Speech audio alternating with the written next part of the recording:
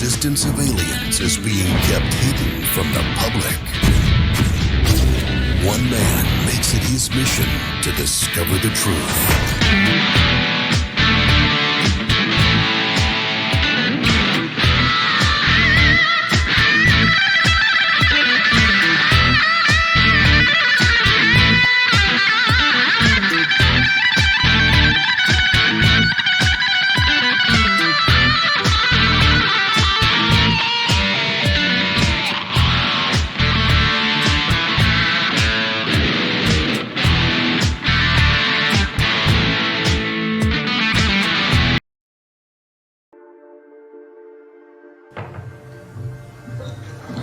Hi, my name is George Filer III. The reason I'm here is because George Filer V is in the hangar and will be born on Friday. And I'm a retired intelligence officer and flyer with almost 5,000 hours, and I didn't believe in UFOs until London Control called us in the winter of 1962 and asked us, would we chase one? And we said, sure. So we let down from 30,000 feet to 1,000 feet where the UFO was hovering, and we went into a steep dive and actually exceeded the red line of the aircraft. So it's kind of dangerous chasing UFOs. In any case, I was able to get the UFO on the aircraft radar at about 40 miles, and we could see a light out in the distance, and as we closed, we kept on picking up this radar return. Point I'm mentioning that the radar return was very distinct and solid, indicating it was some kind of a metallic object. We got about a mile from the UFO and it kind of lit up in the sky and went off into space, very similar to what the shuttle looks like when it takes off. Later on, I was working in intelligence in Vietnam. I briefed General Brown about UFOs when I was in 21st Air Force, McGuire Air Force Base. Briefed General Glau about a UFO over Tehran, Iran in 1976. That two F-4s from the Iranian Air Force had taken off and tried to intercept the UFO. And when they turned on their fire control systems, they immediately went on. All the electrical systems went out. The planes had to return to base. This was particularly significant because it was also picked up on satellites. In 1978, on January 18th, I was going into the base. Every morning I did the briefing to the general staff, and I noticed that there are some lights off in the distance at the end of the runway there. And when I got into the command post, the senior master sergeant in charge said that there'd been UFOs in the pattern all night. They're on radar. The tower had seen them. They gotten aircraft reports and so on. And that one had landed or crashed at Fort Dix. Fort Dix and McGuire are right together. And this is kind of like the Roswell of the East.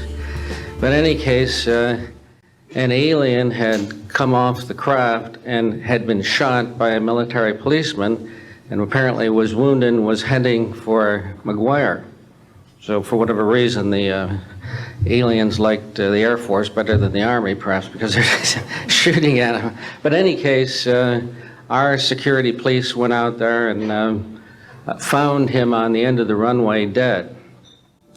And they asked me to brief the general staff, General Tom Sadler, and at the 8 o'clock stand-up briefing, and I said, I don't think I want to do this. You know, the general doesn't have a good sense of humor, and I'm not sure I believe this. So I did some checking, called the 438th Command Post, and everybody had pretty much the same story.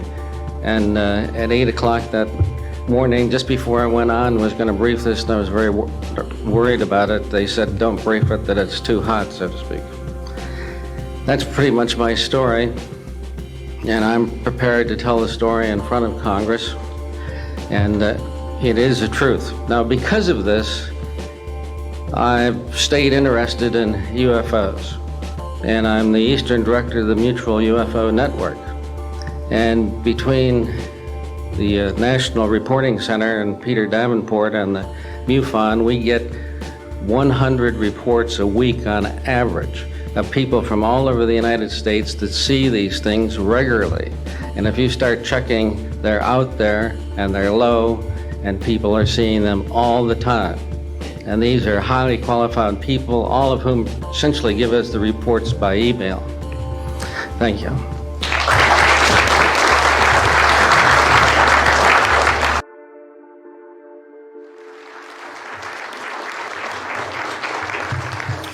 Good morning. My name is Mark McCandlish, and for the last 21 years, I have worked as a conceptual artist for a variety of defense contractors. I've been involved in conceptual artwork of the production thereof for Rockwell on the X-30 program, and also on the HITEP program. That's spelled HYSTP, means Hypersonic Testbed Program. During the course of my career, I've twice had a secret security clearance. In 1967, while my father was stationed at Westover Air Force Base, the headquarters for 8th Air Force Strategic Air Command, I witnessed and watched through a telescope a UFO which hovered over a nuclear weapons storage facility for approximately 10 minutes and then departed with an acceleration approaching a bullet leaving a rifle barrel. In 1988, in November, a college buddy of mine, an associate by the name of Brad Sorensen, informed me that he had personally witnessed 3 flying saucers at a very large hangar at Norton Air Force Base during the course of an air show that was held on Saturday, November 12, 1988. I subsequently called my congressman from that district.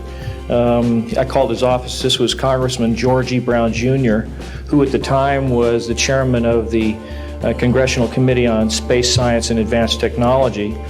I naturally assumed that since this presentation that Brad talked about was for top military brass and certain congressional individuals, that his office must have coordinated this with the local Air Force Office of Public Affairs. A male staff member in Congressman Brown's office not only confirmed the exhibit, but the fact that there were 3 discs at that exhibit. These discs were hovering off the floor without any visible means of support. They were referred to as alien reproduction vehicles, also nicknamed the flux liner because they used high voltage electricity.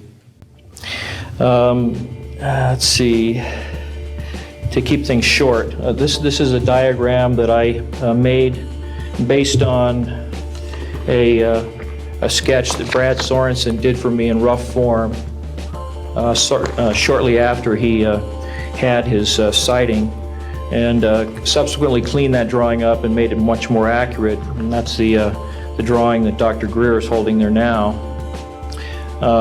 Later on, I obtained photographs that were taken in 1967 by a military pilot, Harvey Williams, flying a C-47 for the Air Force at 12,000 feet, approximately 25 miles southwest of Provo, Utah. This particular vehicle matches the so-called ARV in all proportions and respects in terms of the detail of the shape of the craft. And this was photographed, as I say, in June or July of June of 1967. I later spoke to a gentleman by the name of Kent Sellen that I met at an air show at Edwards Air Force Base in 1992, the first unveiling publicly of the B-2 bomber. He indicated to me that in 1973, when he was a crew chief working on experimental aircraft at Edwards Air Force Base, that he had unintentionally wandered into an area where there was a classified aircraft, namely the ARV. He described it in detail, and he added other details to the account concerning the configuration and the operation of the vehicle that Brad Sorensen was not aware of. Subsequently, Brad Sorensen met with the famous aeronautical designer Burt Rutan, gave him a copy of this blueprint which you've just been shown. Mr. Rutan felt that it was a joke and put it on his wall as kind of a joke. And a third party confirmed for me later that a Colonel Ray Walsh from Edwards Air Force Base was visiting Mr. Rutan saw this blueprint on the wall and registered quite a degree of shock and anger, wanted to know where the hell he got this blueprint, because there was in fact such a craft at that time, approximately 1994, 95, in a hangar at Edwards Air Force Base, North Base Complex at that time. Subsequently, I've done a lot of research on this product, this vehicle. I've come across a number of declassified documents that show that the Air Force, as early as 1960, was wind tunnel testing flying saucer shapes up to Mach 20. And I also have declassified NASA documents that show similar shapes. In fact, this is the document here that more or less details the wind tunnel testing up to Mach 20. This is the NASA document right here that was declassified, and it shows a variety of spherical and lenticular shapes that were flight tested up to, or I should say, wind tunnel tested up to Mach 6. I subsequently obtained a copy of an interoffice memo from Hercules Aerospace that describes a particular type of science involving something called zero-point energy and scalar waves. According to Brad Sorensen, this is the basis of the technology for these anti-gravity propulsion systems. This particular document here describes 6 different meetings involving the Defense Intelligence Agency and cooperative efforts with the Russian scientific community in investigating this what is called the fundamental enabling technology that was originally discovered apparently by Nikola Tesla in the early 1900s. Anyway, I could provide you much more detail at a later time, and I am prepared to testify in detail concerning these events and their truthfulness before Congress. Thank you very much.